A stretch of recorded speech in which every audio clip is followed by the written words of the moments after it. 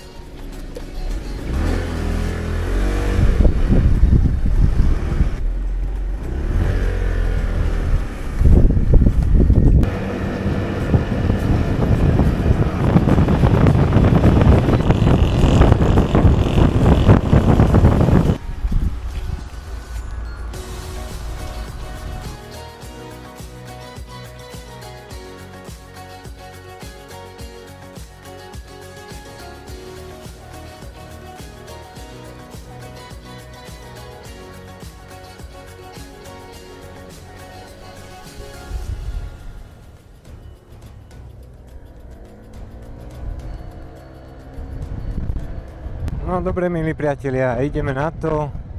Dal som si ešte s dievčatami zmrzlinu v Žarnovici a teraz smer Nová Baňa. Ale ešte asi mám zle prepnutý mikrofón. Či dobre? Malo by byť dobre. Tak poďme na to. Pôjdeme cez Voznicu, tam je celkom pekná cesta. Takže Voznica, Rudno nad Hronom, Nová Baňa. Dnes je inak taký prvý, dá sa povedať, teplý deň po takých studených vetroch, ktoré boli posledné 2 týždne. Tak strašne veľa motorkárov vybehlo teraz na cesty. Tam máme sobotu, tak si užijeme. Pomaličky sme prišli na Voznicu a potom nás čaká Rudno nad Hronom. Mne ako začiatočníkovi dosť pomohli videá takého jedného českého youtubera, ktorý jazdí na motorke a dáva rôzne rady, ako ísť do zákruty, ako si pribrzdiť pred zákrutou. Naozaj veľmi pekne to vysvetľuje, sa mi, že robí aj nejaké kadejaké tréningy. Tak napozeral som niekoľko jeho videí a myslím, že mi to aj celkom dobre pomohlo. Najmä čo sa toho týka, ako vchádzať do tých zákrut, že pribrzdiť si pred zákrutou, ubrať plyn a pri výjazde zo zákruty môžeme pridať. Venuje sa tam dosť veľa aj brzdeniu, takže za mňa celkom fajn. Ja vám napíšem sem názov jeho YouTubeového kanála, lebo myslím si, že naozaj celkom dobre to tam vysvetľuje. Vítajte v obci s názvom Brehy. Za mojich stredoškolských čias som v tejto obci hrával futbal asi nejaké 4 roky. Presne tam, na tom ihrisku. Takže mám na túto obec veľmi pekné spomienky. Už je to tu trošku aj prerobené oproti tomu, ako to vyzeralo, keď som tu hrával ja. A ideme už do Novej Bane. Do Novej Bane som sa vybral z toho dôvodu, že mi už končí benzín a chcem si tam natankovať 100 a nikde v Žarnovici sa 100 natankovať nedá, najbližšie iba v Novej Bani na Slovnaftke, tak idem tam. Takže dám doplná a budem mať zase pokojné nejakých 400-450 km, čo mi vydrží na jednu nádrž. Takže úplne úžasné. Nejaká štvorkolka pekná. Na tom by som sa bál ísť.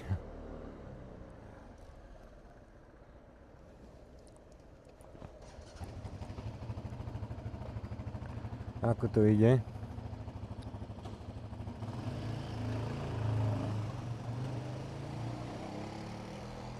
No neviem, asi by som sa na to nahovoriť nedal.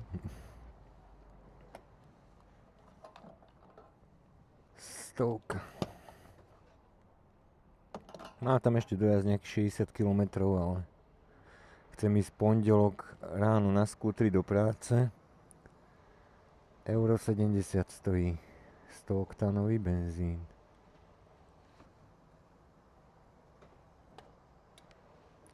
Zmestilo sa mi tam 9 litrov. A to som nedával veľmi pohrdlo. Dobre. Zaplatíme a ideme. Natankované máme. Zaplatené máme. Naspäť pôjdeme inakáde. Naspäť by som chcel ísť cez Kajlovku. Chcel by som zastaviť cestou na Tajchu. Pozreli by sme si, aká je zrekonštruovaná hrádza. A už je aj napustený Tajch, takže v lete sa už tam bude dať možno hádam aj kúpať. Kamera beží. To je jediný spôsob v spätnom zrkadle, ako si viem skontrolovať, či kamera natáča. Som zvedavý aj na tie zábery, tak poďme. Dojazd mi ukazuje 500 km. Teplota 20 stupňov.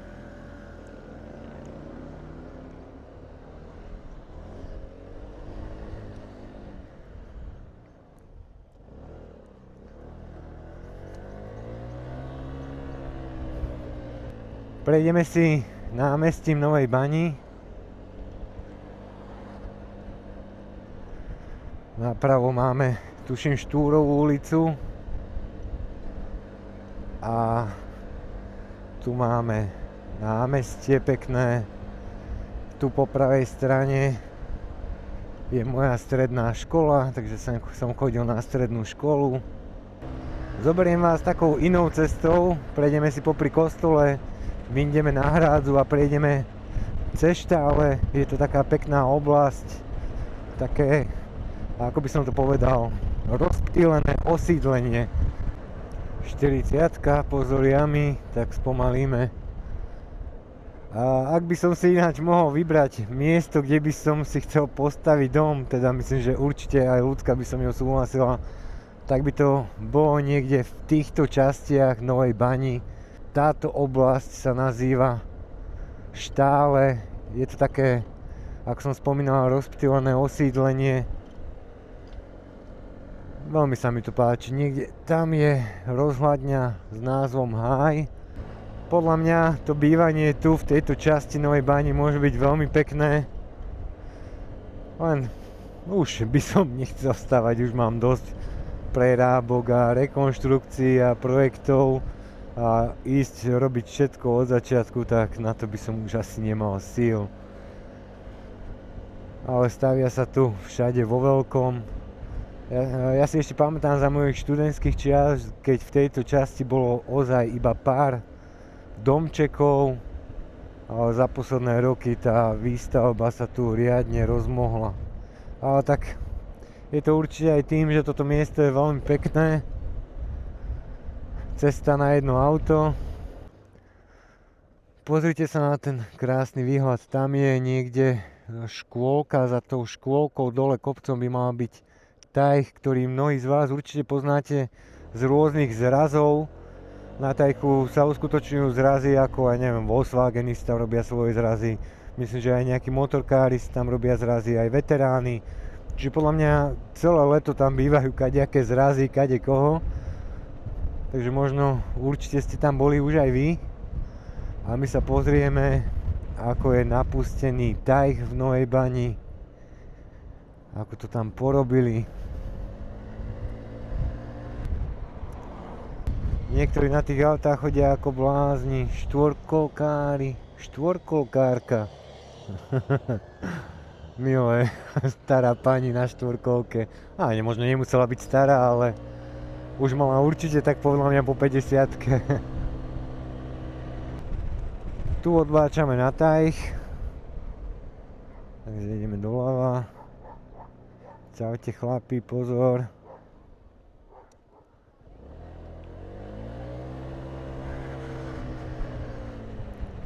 Inak tento skúter Honda Forza, keď nemám pribratý plyn, tak má strašne tichý zvuk toho motora, to ani neviete, že to je naštartované. ale keď sa tomu pridá, tak to aj vládze, aj pekný zvuk to má.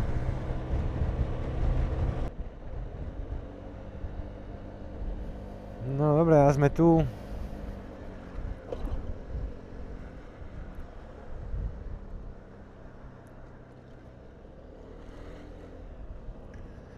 Voda vyzerá byť celkom fajn, ako môžete vidieť, tak tam je, volá sa to, alebo my sme to volali, že Mních. Stadiaľ sme skákali do vody, tedy ešte bolo jedno, či je voda hnedá alebo aká, a chodívali sme sa sem kúpať.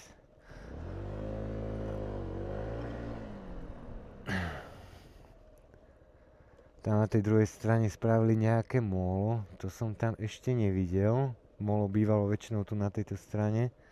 Takže tu bude niečo nové a tam vzadu je ten kemp, kde bývajú tie rôzne zrazy, či už veteránov, alebo Volkswagenistov, motorkárov, skútristov a kadekoho. Veľmi pekné podľa mňa. A tento rok bude mať veľmi peknú sezónu, tá ich Nová Baňa, aspoň si myslím, lebo naozaj je tu všetko čisté, porobené, tak by bola škoda sem neprísť. Myslím si, že toto leto sa určite možno prídeme vyskúšať sem aspoň raz okúpať. A tam na tej druhej strane je taký pličí vstup do tej vody, takže určite na tú stranu, aj keď tá strana býva väčšinou v chládku. Ale na tomto tajchu som zažil veľmi veľa akcií za mojich študentských čias. No v tejto takto pekne nevyzeralo. A dám si tu malú prestávočku.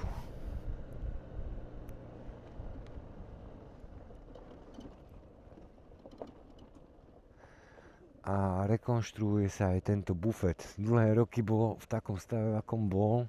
Tu je amfík, tam býva folková Nová Baňa a sa mi, že tam aj niečo premietajú niekedy, aj koncerty tam bývajú.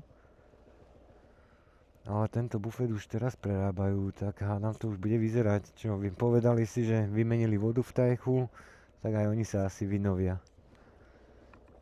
Dobre, pokochal som sa, pozapínam sa a ideme. Neviem prečo vždycky najskôr dávam pri obu, potom si nevidím na zips na bunde. Ale tak hádam, to dám aj bez toho, aby som to videl.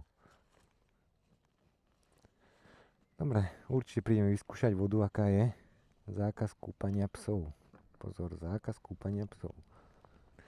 Ja mám iba takéto rukavičky, také na leto som si objednal, také ľahšie. Zimné už budem používať iba ráno, keď pôjdem do práce na skútri.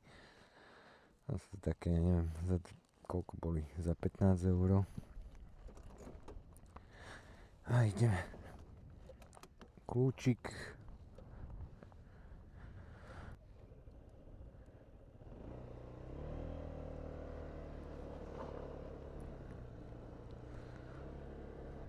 Dobre, ideme domov. Pôjdeme cez Kajlovku, to je tiež veľmi pekná cesta. A v niektorých častiach je už aj spravený nový asfalt, lebo tam bývajú cyklistické preteky. Neviem, či tam nebývajú dokonca aj majstrovstvá Slovenska alebo niečo také. Chodia niekoľko koliečok od Novej Bani cez túto Kajlovku, Žarnovicu, potom naspäť. Takže to býva raz do roka, vieme, lebo vtedy uzatvárajú aj cestu. Takže vtedy si nič neplánujeme, tak sme väčšinou iba doma, keď majú tie cyklistické preteky. A ideme domov. Dievčatá ma už budú čakať, že kde som, lebo som im povedal, že idem iba natankovať. Smerovečka. Nová Baňa. Tajeto hore sa viete dostať na zvoničku. Tam tiež veľmi radi často chodíme. A ideme.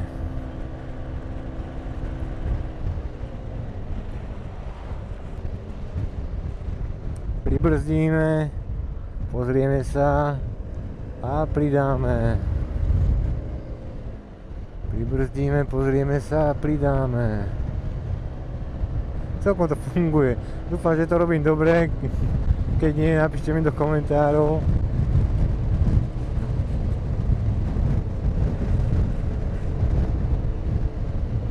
Teraz idem po tej časti, kde ten asfalt ešte nebol vymenený, ale keď vyjdem hore na kopec, tak z toho kopca dole, tam už bude všetko, nový asfalt až po odbočku na Partizánske alebo na Žarnovicu.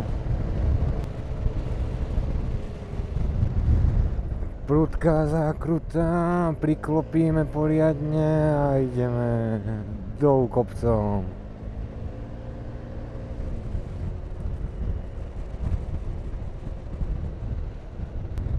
Inak som zistil, že mám dosť krátke prsty, čo sa týka brzdových páčok, tak najlepšie dočiahnem na ne prostredníkmi. Predná kamienky ešte, pozor, a motorkári a iní motorkári poznajú túto cestu. Čaute chlapi. Veľa ich bolo. Veľmi pekná cesta, naozaj odporúčam. Aj keď síce trošku krátka, ale ten asfalt je tu veľmi dobrý a síce aj užšia cesta, takže treba byť opatrný, ale máte dosť dobrý prehľad nad tým, čo je pred vami.